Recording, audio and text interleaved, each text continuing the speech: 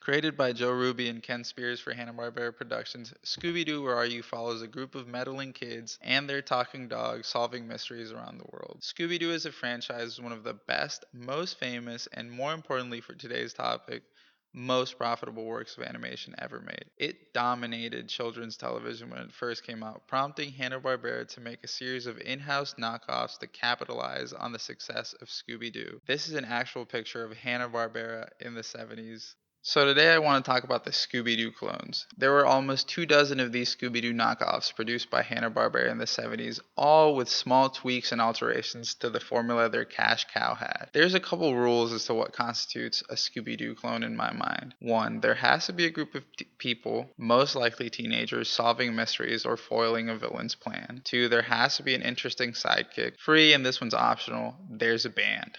I actually watched a lot of the shows on this list while I was growing up.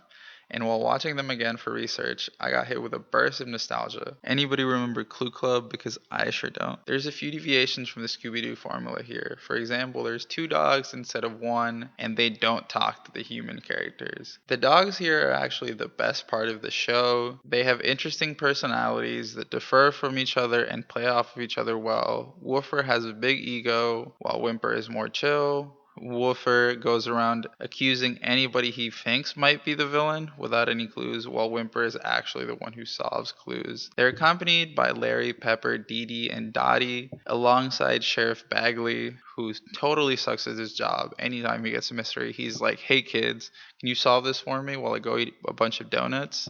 They're like, "Sure." Remember when I said that the dogs were the best part of this show? Hanna-Barbera thought so too, so after the first season run, they cut out all of the children and made Woofer and Whimper dog detectives with clips without the kids. It was nothing. It was actually ridiculously boring. It also aired with 15 minutes of The Skatebirds, which is another show that was absolutely nothing and not as cool as it sounds. The Amazing Chan and the Chan Clan is probably one of the Saturday morning cartoons I loved the most as a kid. Based on the Charlie Chan series of mystery novels, the show followed Mr. Charlie the Amazing Chan and his brood of 10 children: Henry, Stanley, Susie, Alan, Anne, Tom, Flip, Nancy, Mimi, Scooter, and their dog Choo Choo. Each of the kids actually has their own personalities and roles within the family dynamic that would show throughout the episodes, and it was really cool to see how the characters interacted with each other and each other's personalities. Choo Choo here is a normal dog. He barks at bad guys and cares for the Chan family, particularly the younger kids. The format of the show was basically introduce the mystery to Charlie Chan. His kids get into wacky shenanigans based on the particular episode's villains. Then Charlie Chan would wrap up the episode by showing the audience the clues that the kids missed and unmasking the villain. An interesting tidbit about this show is that it was the first time that Charlie Chan was played by an actual Chinese person, Kay Luke, who had actually played the family's first son, Lee, in a previous live action Charlie Chan movie. The first son, Lee, was nowhere to be seen in this animated adaptation. Also, did I mention that they drove the Chan van, which could transform into exciting things like fire truck or carousel truck? Basically just a bunch of trucks. Next in vehicular comedy, there's Scooby-Doo, but he's a mystery machine this time, Speed Buggy. Following Mark, Debbie, Tinker, and their walking, talking dune buggy as they compete in races around the world and foil villainous plots along the way.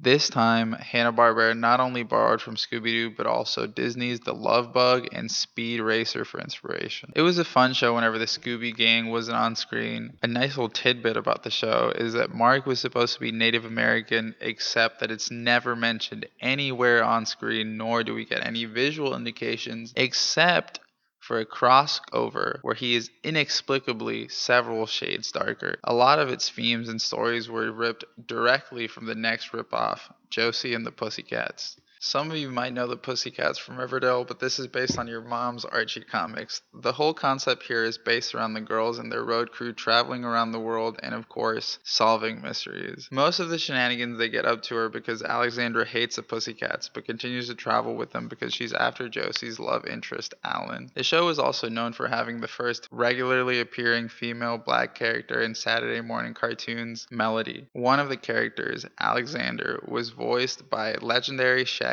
voice actor Casey Kasem, inviting even more comparisons to Scooby-Doo. The show also followed the same skit of running from villains while songs played in the background, just like Scooby-Doo, which was actually based on an iconic Monkeys video. The show only ran for one season before Hanna-Barbera decided that it was too repetitive, so they sent the crew to space with new songs and a new pet, Bleep, which was the only one of the crew that could speak alien. Bleep is one of the weirder pets featured by the clones, but by far not the coolest because of Jabberjaw. Inspired by the 70s shark craze caused by Jaws, Jabberjaw, no relation, follows the eponymous anthropomorphic great white shark who is also the drummer for the Neptunes alongside Biff, Shelley, Bubbles, and Clamhead. The group lived in the year 2076 and were constantly dealing with the criminal undersea world, which was basically comprised of lone sharks that were just sharks. The show constantly dealt with the idea of no sharks being bad by having shark ejectors throw Jabberjaw out of buildings, wherein he would utter his catchphrase, like Rodney Dangerfield, "I don't get no respect," which I butchered because I'm horrible at imitations or accents. For the power of cartoon physics, Jabberjaw could transform into a bunch of different things that would help their crime busting, like a trampoline to save the crew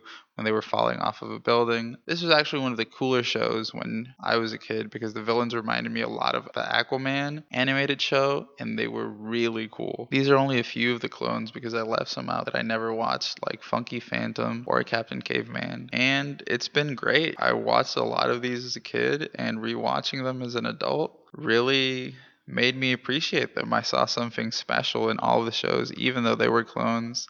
The Josie and the Pussycats theme song is a banger. There's a lot of great comedy in all of the shows. The Chan Clan is not as good as I remember, right? But it's still funny. It still brings a smile to my face.